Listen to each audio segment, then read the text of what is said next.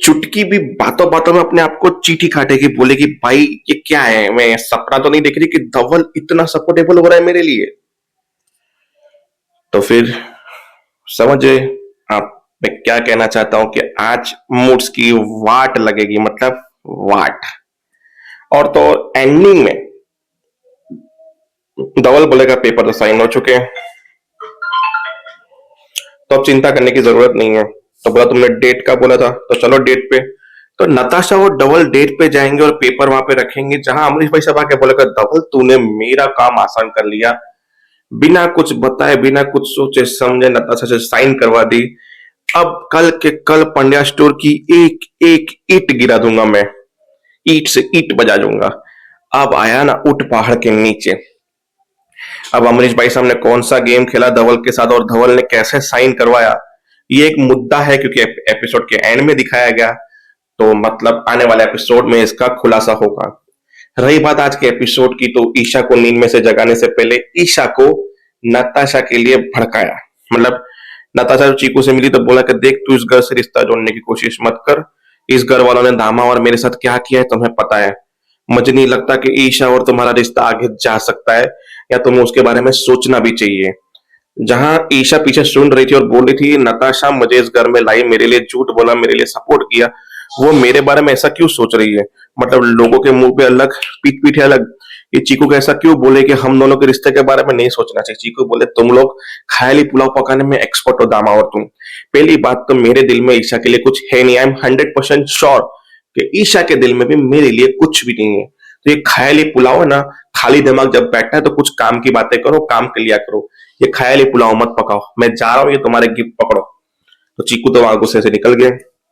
ईशा कमरे में बैठ गई।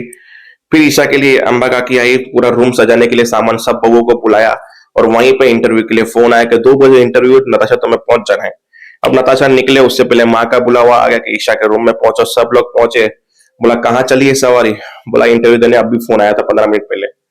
तो बोला तुम वापस से मचान करने की सोच रही हो, घर की कंपनी में काम नहीं किया, ये नहीं किया, वो नहीं किया, अब अचानक बाहर की कंपनी में काम करना है ताकि मटर गश्ती करने मिले, बाहर जाने मिले, ये करने मिले। मतलब अंबा खाकी शुरू हो गई। फिर धवल ने समझाया कि देखो आपको भी पता है अगर उस दिन ये इंटरव्यू देने जाती घर की कंपनी में तो शायद ईशा इस घर में नहीं आती, ये अपनी बेगुनाही का सबूत ढूंढने गई थी, आपको भी पता है। पीछे से अमरीश भाई साहब ने सुन लिया। बोला माँ से ऐसे बात कौन करता है।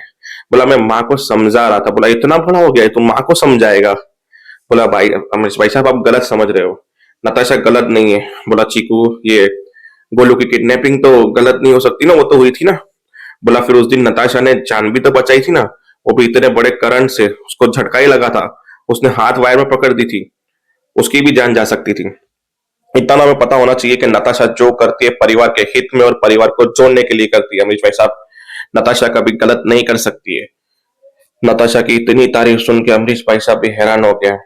फिर बोला पर नाम तो उस लड़की ने नताशा का ही लिया था किडनैपिंग में। वहां पे ईशा भी चुप थी कि मैं कैसे बोलूं कि किडनैपिंग मैंने की थी।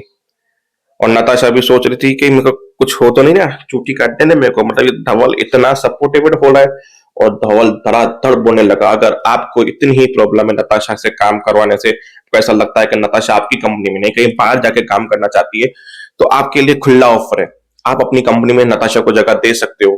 अगर आपको प्रॉब्लम नहीं तो फिर तो घर में ही रहेगी, कोई मचान नहीं करेगी, आपके सामने रहेगी। फिर अमरीश भाई साहब ने बोला मेरे ही पैर पे मैं कुल्हाड़ी कैसे मारूं। तो अमरीश भाई साहब ने बोला ठीक है, नहीं नहीं इसे काबिलियत कैसे साबित होगी, नताशा को बाहर काम करने तो तुम जाओ नताशा इंटरव्यू देने के लिए, काम करो, काबिलियत साबित करो कि तुम काम कर सकती हो और तुम इस काबिल हो। वरना फिर ऐसा ही लगेगा हमारी कंपनी घर की कंपनी में तो काबिलियत साबित नहीं होगी इससे।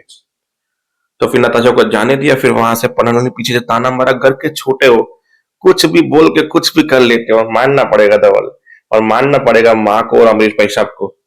हर चीज छोटों की मानी जाती है इस घर में। फिर अमरीश भाई साहब टेंशन में बोला माँ आपकी वजह से मेरा भाई और मेरी बहन मेरे विरुद्ध और मेरे सामने खड़े हैं और नताशा का सपोर्ट कर रहे हैं। अगर आप ईशा को इस घर में नहीं आने देते तो नताशा की इतनी वाहवाही नहीं होती, और नताशा की इतनी वाहवाही नहीं होती तो धवल उसके कदमों में नहीं गिरता, कदमों में नहीं गिरता तो उसके ऊपर यकीन नहीं करता तो आज उसका सपोर्ट नहीं करता। सब आपकी वजह से हुआ है माँ। तो वहां पे धवल का सारा दोष माँ के ऊपर आ गया और माँ शो हो गया, अमरीश तुम ऐसा बोल रहे हो क्योंकि अब अंबा की बेटी की मोह में अंधी हो चुकी है और उस चक्कर में धवल खुश हो चुका है। तो एपिसोड यहीं पे खत्म होगा। एंडिंग मैंने पहले ही बता दी, तो देखते हैं आगे वाले एपिसोड में होता क्या है। देखने के लिए देखते रहिए सीरियल पंड्या स्टोर। तब तक के लिए जय हिंद।